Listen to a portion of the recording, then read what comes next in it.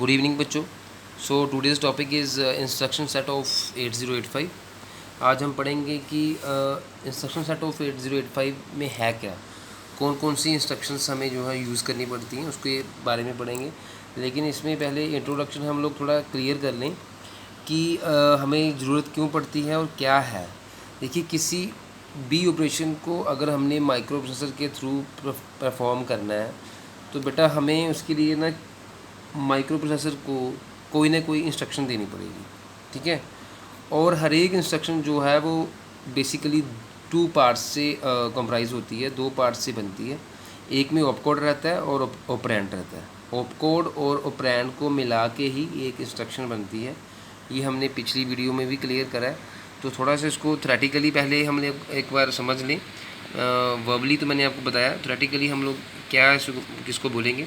To perform any operation using microprocessor, we have to give the corresponding instruction to microprocessor।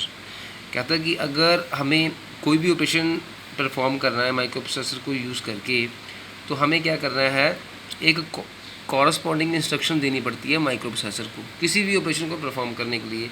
Example के तौर पे मैं आपको यहाँ पे क्लियर कर रहा हूँ थोड़ा सा। मान लो मेरे पास इंस्ट्रक्शन है मूव एक्यूमुलेटर में ये डालना है 30H, ठीक है। इस डाटा को एक्यूमुलेटर में डालना है।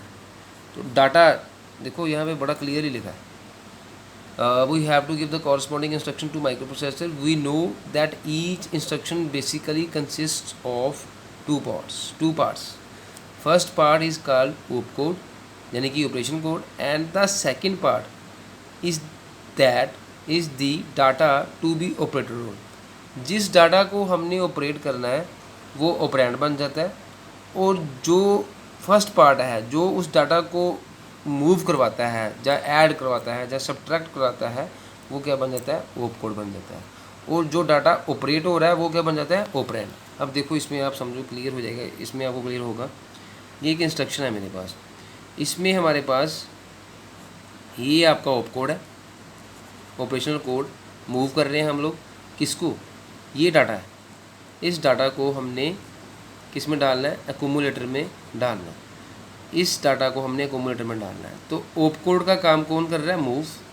और ऑपरेंड क्या है, ये डाटा जो कि ऑपरेट हो रहा है। ऑपरेट क्या हो रहा है, मतलब किसमें हम लोग इंसर्ट कर रहे हैं डाटा, एक्यूमुलेटर में। तो ये data operated upon, to be operated on, तो ये ऑपरेट हो रहा है, इसको हम बोलेंगे ऑपरेंड। और जो मूव करवा रहा है उसको क्या बोलेंगे, ऑपकोड।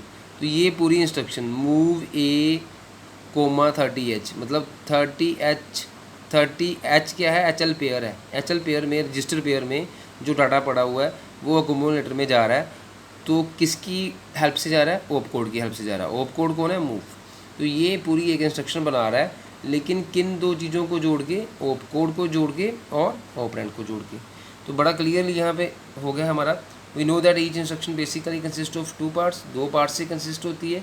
फर्स्ट पार्ट को हम ऑपकोड बोलते हैं, ऑपरेशन कोड।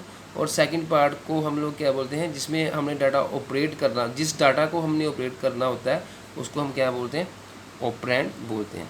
और बेटा एक चीज़ याद रखना, जब भी आप एग्ज़ाम में इसको सॉल्व करो तो मेरी काइंडली एक रिक्वेस्ट है कि आप लोग जैसे MSTs में भी थोड़ा गलती कर देते हो, इसको आप लोग HL पेयर है ना, ये पेयर रजिस्टर पेयर है। ये क्या है, रजिस्टर है, किसी रजिस्टर का नाम बता रहा है। ये HL पेयर में एक रजिस्टर है हमारे पास।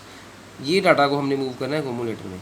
तो ये ऐसे, यानी कि राइट टू लेफ़्ट, ये देखो हमारा, ये मेरा राइट है ना, राइट से मैं लेफ़्ट की ओर जा रहा हूँ। हमेशा राइट से लेफ़्ट की ओर मूव करना होता है। तो बच्चे जल्दी जल्दी में क्या कर देते हैं, मूव ऐसे लिख देते हैं इंस्ट्रक्शन को, ऑपरेंड को पहले लिख देते हैं। ओ सॉरी, ये ऑपरेंड है ना, 30H डालना किस में था, एक्यूमुलेटर में। बच्चे सोचते हैं कि इसको ऐसे मूव करना है, मतलब 30 में HL पेयर में जो डाटा पड़ा हुआ 30, इसको हमने ऐसे डालना ए में ना, ये गलत हो जाएगा, एक्सट्रीमली रॉन्ग।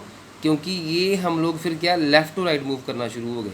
हम लोग क्या है, लेफ़्ट टू राइट करना मूव शुरू हो गए। लेफ़्ट टू राइट कभी भी मूव नहीं करना, ये गलत है। आपने राइट टू लेफ़्ट मूव करना है। HL पेयर जो है, रजिस्टर पेयर में जो डाटा पड़ा हुआ उसको ऐसे डालना है।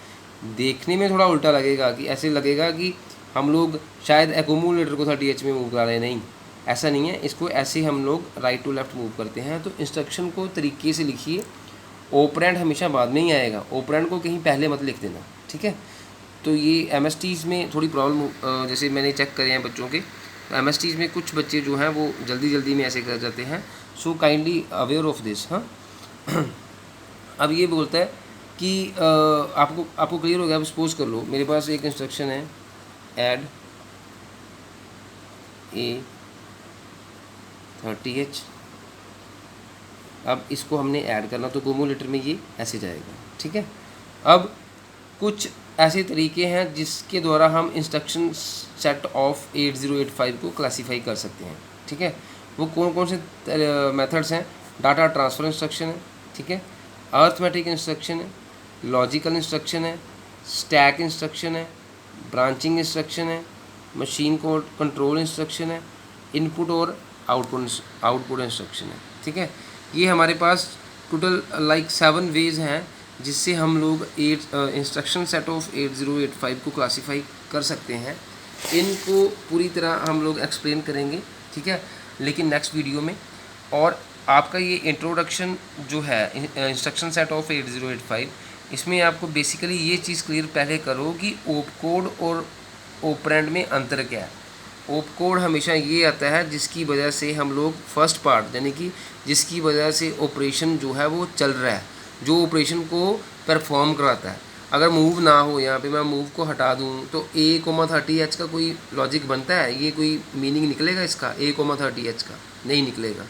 A,30H क्या बता रहा है? मतलब तुम्हें ये भी नहीं पता चल रहा है कि ये मूव कर रहा है, ऐड कर रहा है, सब्ट्रैक्ट कर रहा है, डिवीज़न कर रहा है, क्या कर रहा है, कुछ नहीं पता चल रहा ना। तो जैसे ही मैं मूव लगाता हूँ तो ये क्या आ जाएगा कि मूव करना है। HL पेयर में जो डाटा पड़ा हुआ है रजिस्टर पेयर में, वो 30 को हमने अकोमोलेटर में डालना है, लोड करना है या स्टोर करना है। So this is all about, ठीक है। ऑपरेंड, और ऑपरेंड कौन सा है? जो डाटा ऑपरेट हो रहा है। HL पेयर में जो 30 पड़ा है ये ऑपरेट हो रहा है, किस में जा रहा है? अकोमोलेटर में। तो ये 30 जो है ये लास्ट में हमारा ये क्या है? ऑपरेंड है, जिस डाटा को हमने ऑपरेट करना होता है। तो इसको काइंडली थोड़ा ध्यान से रखिएगा। नेक्स्ट वीडियो में, ये तो जस्ट हमने इंट्रोडक्शन करा है, नेक्स्ट वीडियो में हम लोग ये जो हमारे पास 7 टाइप्स हैं, data transfer instructions, arithmetic instructions, logical instructions, stack instruction, branching instruction, machine को कंट्रोल इंस्ट्रक्शन, इनपुट और आउटपुट इंस्ट्रक्शन, ये सारे जो हैं हम लोग नेक्स्ट वीडियो में क्लियर करेंगे। तो I personally request you all कि इंस्ट्रक्शन को लिखते वक्त ऑप कोड और ऑपरेंड को हमेशा ध्यान रखना है। ऑप कोड हमेशा फर्स्टली ऑप कोड लिखेंगे, देन ऑपरेंड लिखेंगे। ऑपरेंड को पहले लिख देते हो और ऑप कोड को बाद लिख देते हो, तो दैट इज़ टोटली रॉन्ग। ये आपके फाइनल पेपर में गलत हो जाएगा। इसको बड़े प्रॉपरली तरीके से लिखिए, जल्दी मत करिए। Stay home, stay healthy. Thank you बेटा।